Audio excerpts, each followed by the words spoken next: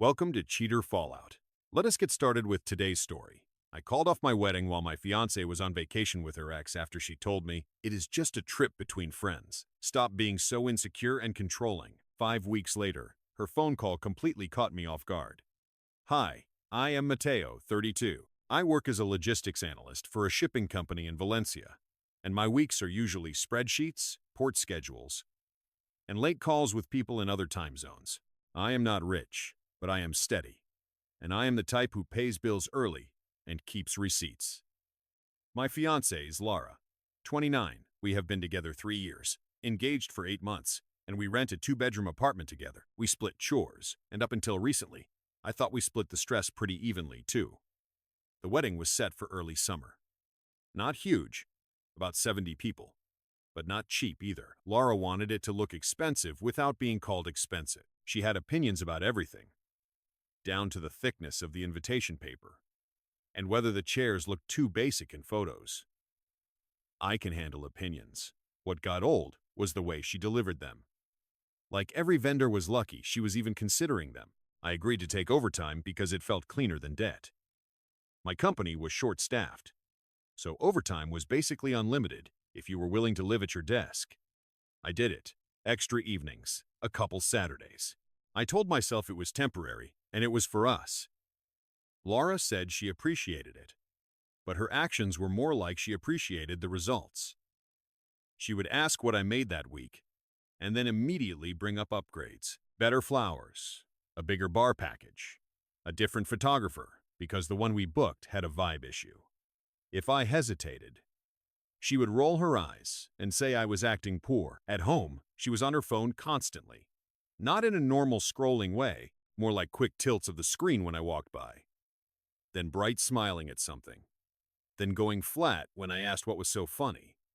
She also started dressing up more for random errands. Full makeup to go pick up groceries. Perfume on a Tuesday afternoon when she said she was just meeting a friend for coffee. I did not accuse her of anything because I did not actually have anything, and I am not interested in being the guy who interrogates his partner like a cop. But I started noticing patterns, and once you notice patterns, you either ignore them or you start keeping track. Last week, I came home after a 12-hour shift and saw her laptop open on the couch. A notification popped up and vanished fast, but I caught the name, Nico. I know that name because Nico is her ex. The one she calls toxic. The one she says she learned her lesson from. The one she promised she had blocked everywhere. I stood there for a second longer than I should have, and Laura walked in from the kitchen and snapped at me for hovering like a weirdo. I told her I was just tired, which was true, but now I cannot stop thinking about why an ex who is blocked would be popping up on her screen at all. The next morning, I did not bring it up. I made coffee, packed my lunch, and left like normal. Laura barely looked up from her phone. She asked if I could send her the login for the wedding venue portal because she wanted to double-check the seating chart again. Not because anything was wrong, just because she likes to circle problems until she invents one. At work, I tried to focus, but my brain kept replaying that notification. Nico, a name that should not exist in our life anymore. Around midday, Laura texted me a list of things she wanted to upgrade. A different cake tasting because the one we tried was too plain. Linen napkins instead of paper. A photo booth because her cousin's wedding had one and it looked fun. I replied with a simple, "We can talk tonight." She sent back a thumbs down emoji like I was her annoying employee. I got home late again. Laura was in the bedroom with the door mostly closed. Not fully shut, just enough to signal do not enter. I could hear her laughing. The kind of laugh she does when she is trying to impress someone. When I walked past, the laughing stopped. She opened the door a minute later and came out with that fake casual face. She told me she was on the phone with her friend B, and then immediately asked why I was looking at her like that. I said I was not. She shrugged and said whatever, and then asked if I had picked up the deposit receipt for the florist. I reminded her I paid it online last week. She rolled her eyes and said, "I know. I just like having paper copies because you forget things. That was a new thing too." Little jabs about my reliability while I was basically funding the whole production. After dinner, she took a shower and left her phone on the counter. I did not grab it. I did not need to. I am not proud of the thought that came next, but I am also not going to pretend I am above it. I looked at her laptop again. I did not open her messages. I did not need to hack anything. She had left a tab open with her email, and there was a confirmation from a restaurant I recognized. Not one she and I ever went to. A reservation for two. The name on the reservation was Laura. The note said anniversary table if possible. Anniversary. I checked the date. It was for the next night. When she told me she was going to a work dinner, my stomach went cold, but my face stayed calm. I took a photo of the screen with my own phone. Then I closed the laptop exactly how I found it and went to the living room like nothing happened. When Laura came out of the bathroom, she was in a good mood. Too good. She kissed me on the cheek and asked if my overtime check hit yet. I said it would on Friday. She smiled and said, "Perfect. Then we can finally lock in the last payments and stop stressing." I nodded. Inside my head, something clicked into place. Not the dramatic kind. The practical kind. The kind that makes you start thinking in lists. Vendors. Deposits. Refund windows. What is cancelable and what is not. I did not confront her that night. I just let her talk about chair covers and lighting while I quietly decided I was not going to marry someone who had an anniversary dinner booked with her ex behind my back. The next day, I worked like normal, but I paid closer attention to the clock than usual. Laura's reservation was for 8 in the evening. She had told me the work dinner started around 7 o'clock. Around 6:30, she texted me that she would probably be late because her team decided to try a new place across town. She added a laughing emoji and said, "Wish me luck surviving 3 hours of office gossip." I replied with a simple thumbs up. Then I opened the photo I took of her laptop the night before. The restaurant was not across town. It was 15 minutes from our apartment. That detail mattered to me more than the cheating itself. Cheating is already bad. Lying badly while doing it is worse. I finished my shift and drove home instead of heading toward the restaurant. I wanted to see what she did when she thought nobody was watching. At 7:15, I parked down the street from our building. Our apartment windows faced the road, and the living room lights were on. At 7:25, the front door opened, and Lara walked out. Work dinner Lara looked very different from the Lara I saw that morning. She was wearing the red dress she usually saves for weddings and formal events. Full makeup, hair styled. The perfume she only uses when she wants attention. She checked herself in the reflection of her phone screen before locking the door. Then she walked toward the corner and called a ride. No hesitation. No rushing. She looked excited. I waited about 10 minutes before starting the car, not because I was trying to follow her like a detective. Honestly, I just wanted a confirmation that my brain was not inventing a story out of a single email. The restaurant was easy to find. Valencia is not a giant city, and the place was popular enough that the outside tables were almost full. I parked across the street and waited. At 8 o'clock on the dot, Lara stepped out of a car and walked toward the entrance. A man was already standing there. I recognized him instantly, even though I had only seen photos before. Nico. He looked exactly like the type Lara used to complain about. Good hair, tight shirt. The kind of smile that works on people who want to be impressed. They did not greet each other like distant acquaintances. They hugged the kind of hug that lasts a little too long for people who supposedly hate each other. Then they went inside together. I sat in the car for about 5 minutes after that. Not angry, not shaking, just very calm. Because at that point, the situation was simple. My fiancée had an anniversary dinner with her ex, while I was working overtime to pay for the wedding she kept upgrading. So I drove home and started opening every wedding contract we had saved on my computer. Most people think the worst moment is catching someone cheating. For me, it was the quiet hour after. I sat at the kitchen table with my laptop and started opening contracts. Venue, catering, photographer, flowers, DJ, rentals. Each one had its own terms about deposits and cancellation windows. The venue was the biggest one. 30% paid up front, another 20 due 2 months before the date. We were still just inside the window where the second payment had not been processed yet. That mattered. I made a simple list on paper. Vendor name, deposit amount, refund policy, cancellation contact. It felt weirdly similar to work, just a problem with numbers and deadlines. Around 9:30, Laura texted me. She said the work dinner was dragging, and she might grab a drink after with the team. She added a tired emoji like she was suffering through it. I looked at the message for a few seconds, then put the phone down. 10 minutes later, I emailed the venue coordinator. I kept it short and professional. Personal circumstances. Wedding canceled. Please confirm refund amount based on the contract term. Next was the photographer.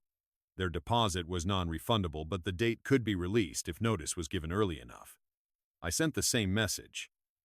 Catering was a partial refund situation depending on timing. We were still far enough out that it was mostly safe.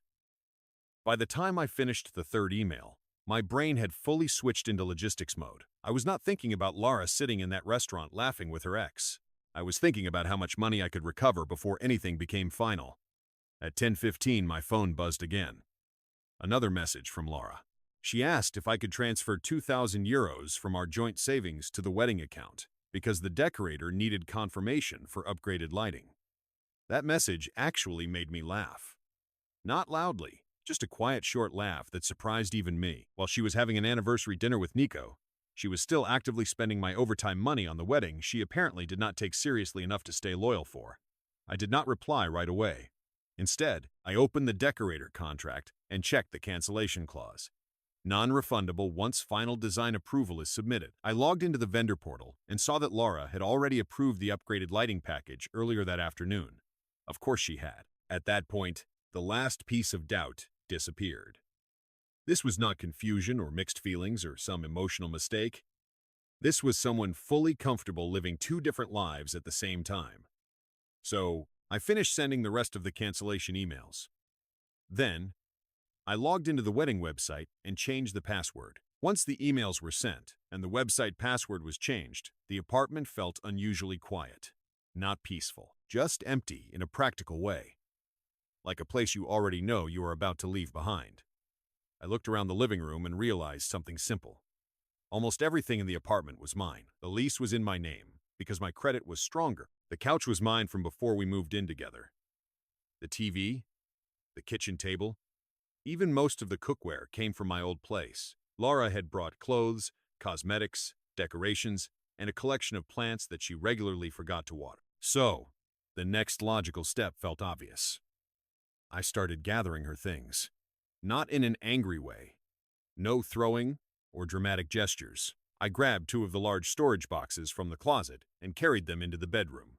Her side of the closet was easy. Dresses first, shoes second, handbags after that. I folded what made sense to fold and laid the rest flat. The boxes filled faster than I expected. While I worked, my phone buzzed again. Laura sent a photo of a cocktail. The caption said, "Team Survival Drink." The restaurant logo was visible on the napkin in the corner of the picture. The same restaurant from the reservation. She either did not notice it or did not care enough to crop it. I did not reply. Instead, I moved to the bathroom and cleared half the cabinet. Makeup bags, hair tools, skincare bottles that cost more than my weekly groceries. Everything went into another box. The whole process took about an hour. By the time I finished, 4 boxes were stacked neatly by the front door. I also added the small decorative things she liked. Picture frames she bought. The throw pillow she insisted made the couch look less depressing. The framed wedding invitation sample she had hung in the hallway 2 weeks ago. Seeing that one almost made me pause. Almost. I took it off the wall and placed it on top of the boxes. Then I sat down at the kitchen table again and opened my laptop. The venue coordinator had already replied. Cancellation confirmed. Deposit partially refundable minus administrative fee. That single email saved me almost 6,000 euros. I leaned back in the chair and looked at the stack of boxes near the door. Laura still thought she was out having a fake work dinner while her fiancé waited at home. What she did not know was that by the time she came back tonight, there would be no wedding left to come home to. Laura came home a little after midnight. I heard her outside the door first, the quiet clacking of her heels in the hallway. Then the sound of keys in the lock. I was still sitting at the kitchen table with my laptop open, exactly where she had left me earlier that evening. When she walked in, the first thing she noticed was the boxes. 4 of them stacked neatly beside the door. Her coats folded on top.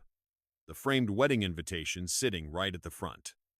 She froze for about 2 seconds. Then her face twisted into irritation instead of confusion. She asked what the hell this was supposed to be. I told her calmly that I packed her things so she could take them tonight. That is when the attitude kicked in.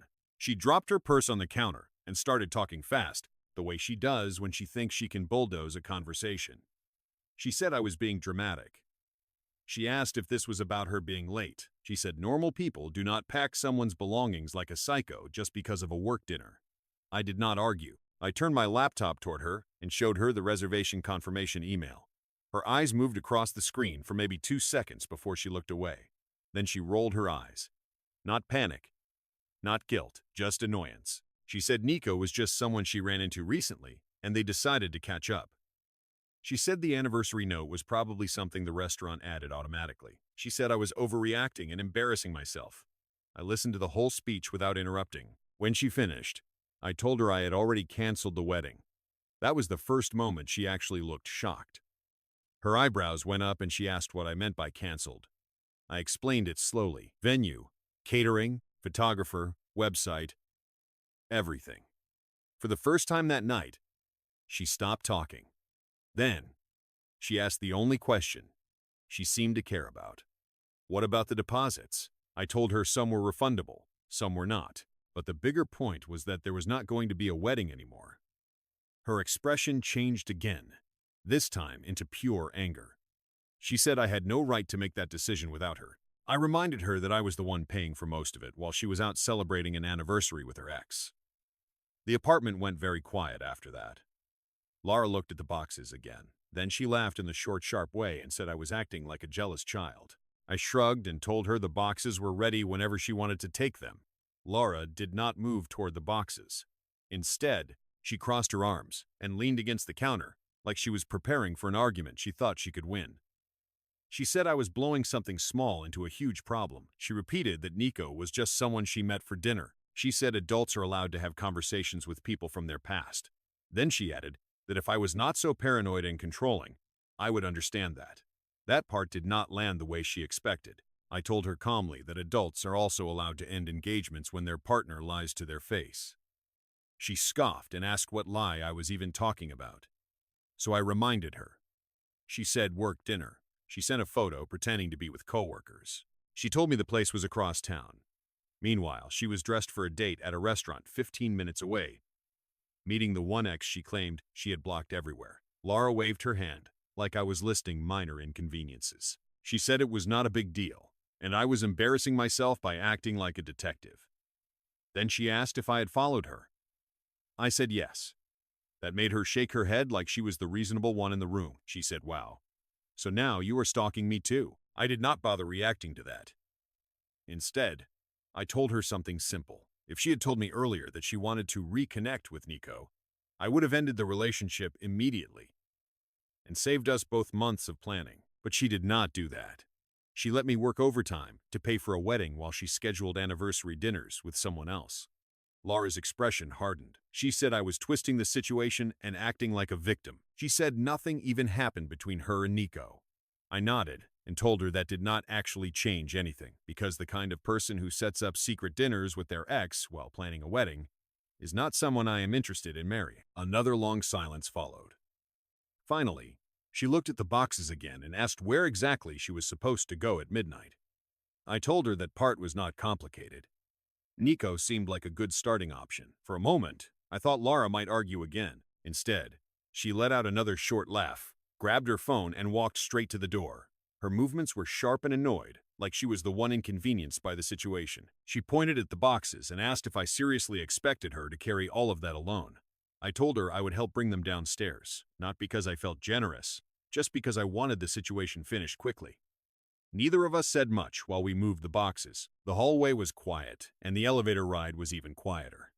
Laura kept tapping on her phone the entire time, probably messaging someone. When we reached the building entrance, a ride was already pulling up to the curb. That answered the question of where she planned to go. We placed the boxes near the car.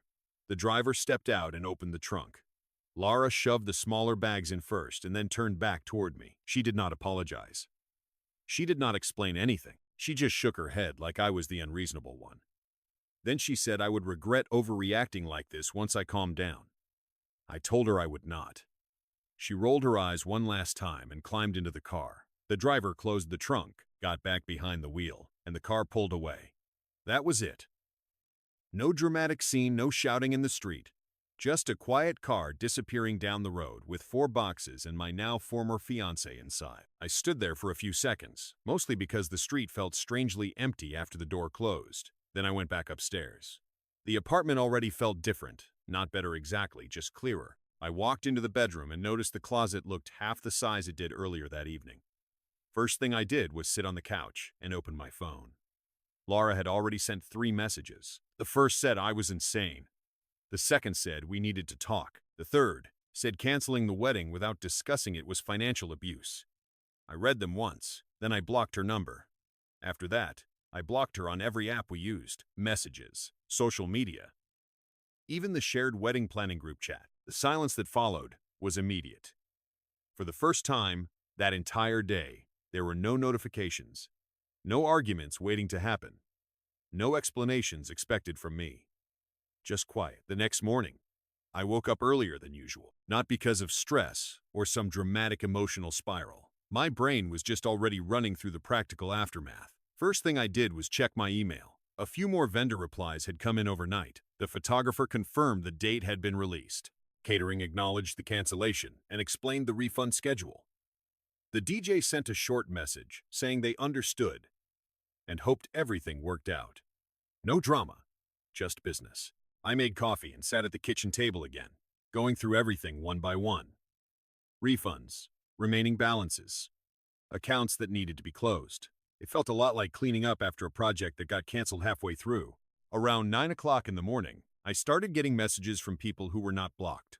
Laura's cousin messaged first, then one of her friends, then my own sister. Apparently, Laura had already started telling people that the wedding was suddenly canceled and that I had thrown her out of the apartment in the middle of the night. I was not surprised. People like Laura move fast when they want to control the narrative. My sister called me instead of texting. She asked if everything was okay and what actually happened. I told her the short version. I said Laura had dinner with her ex while pretending she was at a work event and that I canceled the wedding when I found out. My sister was quiet for about 2 seconds before saying, "Yeah, that sounds about right." She had never fully trusted Laura. Not because of anything dramatic, just small personality things that always rubbed her the wrong way. After the call ended, I sent a short message to both families in the wedding group chat. Nothing emotional, just facts. I wrote that the wedding had been canceled due to personal circumstances and that vendors had already been notified. I apologized for the inconvenience and thanked everyone who had planned to travel. Then I left the group. About 20 minutes later, I got a call from a number I did not recognize. I answered because sometimes vendors call from random lines. It was Laura, not directly. She was using someone else's phone. The moment I heard her voice, I hung up and blocked that number too. Whatever she wanted to say at that point did not matter anymore. The wedding was already gone. The apartment was quiet again, and for the first time in months, I did not have to calculate how many extra hours I needed to work to keep someone else happy. The rest of that week settled into a strange kind of normal. Work stayed busy, which honestly helped. Logistics does not pause because your personal life collapses. Ships still arrive. Schedules still break. Someone still needs to figure out where containers are supposed to go next. During lunch breaks, I finished closing out the wedding situation. Most vendors were professional about it. The venue processed the partial refund. Catering confirmed the remaining balance was canceled. The photographer released the date without any issue. In total, I lost some money, but far less than I would have if I had waited another month. That alone confirmed I made the decision at the right time. Laura tried a few more ways to reach me during the first couple days. A second unknown number called once. An email came through from an address I did not recognize that was clearly hers. The message said, "We needed to talk like adults," and that I was destroying 3 years over nothing. I did not respond. I blocked the email and moved on. A few days later, one of our mutual friends sent me a short message. Not gossip exactly, just an update. Apparently, Laura was already publicly back in contact with Nico. They had been seen together twice that week. According to the friend, Laura was telling people that the wedding ending was probably for the best because we were never really compatible anyway. That did not bother me. If anything, it simplified things because it meant the version of the story she wanted people to believe was already drifting away from reality. Meanwhile, my reality was simple. The apartment was quieter. My schedule went back to normal hours instead of constant overtime. The money that used to go into a wedding fund stayed in my own account. About 2 weeks later, I took down the last leftover piece of the wedding planning, a folder on my laptop labeled June Wedding. I looked at it for a second, then deleted it.